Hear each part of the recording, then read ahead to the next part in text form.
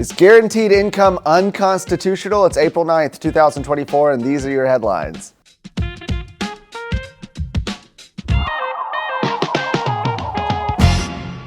Guaranteed income. That sounds nice, right? Get a check for doing nothing. Well, Texas Attorney General Ken Paxton is suing Harris County for instituting an unlawful guaranteed income program that they say redistributes public money in a manner that violates the Texas Constitution. Now, announced by Harris County Judge Lena Hidalgo last year, the program would randomly select about 2,000 eligible Harris County residents by lottery to receive $500 cash payments for 18 months with, get this, no strings attached. Well, the money itself comes from the $20 million the county received through the American Rescue Plan Act back in 2021. That was, if you remember, it was supposed to be used for COVID-19 relief initiatives. The backlash grew when it was announced that certain classifications of non-citizens would be eligible for the handouts. So it's not even just for citizens.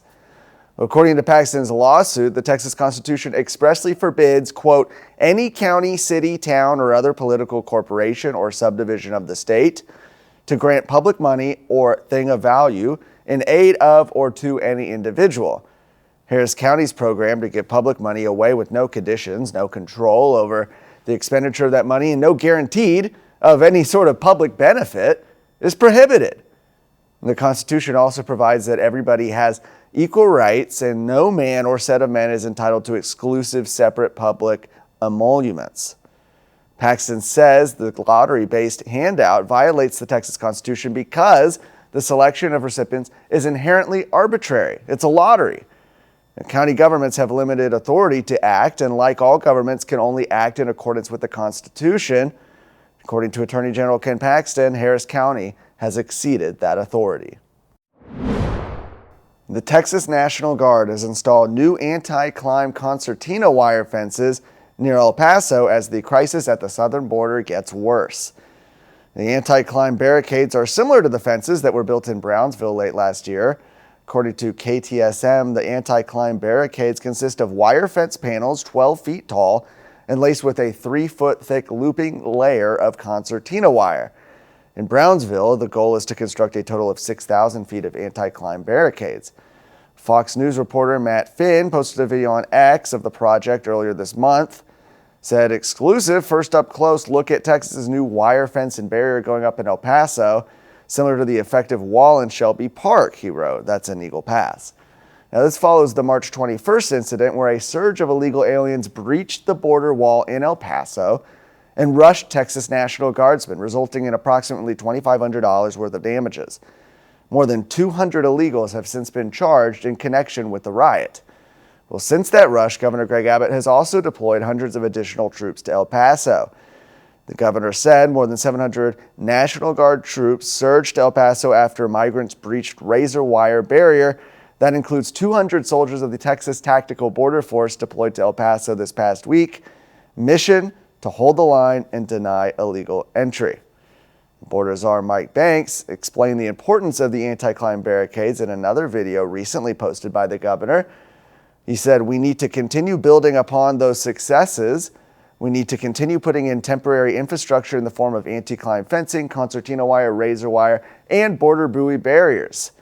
Texas is going to protect Texas. We're going to defend Texas. The Luke Macias Show is your access to what happens behind closed doors in Texas politics. Listen weekly to me, your host, Luke Macias, as I break down what is actually happening in conservative politics in the Lone Star State, a state that we all love and cherish. Listen weekly wherever you listen to podcasts. This show is a product of Texas Scorecard.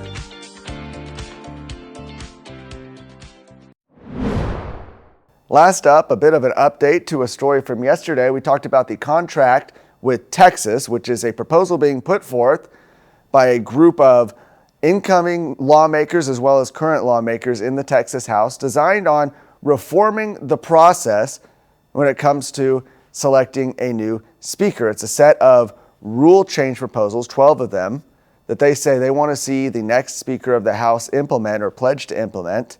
These include things like removing Democrats as committee chairs, actually following those caucus procedures, increased transparency, increased efficiency, etc.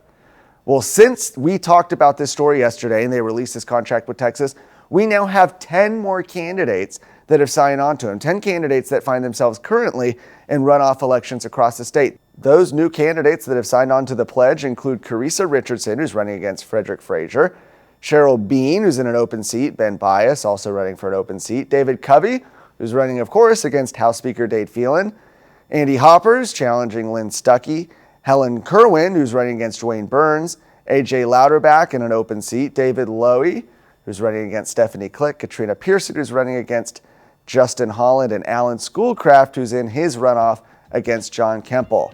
And as a reminder to everybody watching, primary runoff elections will be held on May 28th. For more of today's stories, go to TexasScorecard.com.